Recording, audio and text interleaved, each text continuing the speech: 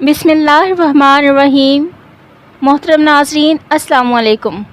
मोहतरम नाज़रीन, आज की वीडियो में हम आपको बताएंगे उस प्यारे पैगंबर के बारे में जो हर वक्त खौफ खुदा की वजह से रोते रहते थे। हज़रत यहया अलैहिस्सलाम के मुतल्लिक मशहूर है कि आप हमेशा खौफ खुदा की वजह से गमगीन रहते और विलादत से लेकर ज़िंदगी के आखिरी लम्हात तक आप गमगीन ही रहे। आपके नहाओ गिरिया का सिलसिला कभी भी मुनक़ता ना हुआ और किसी ने भी कभी आपको हंसता मुस्कुराता नहीं देखा।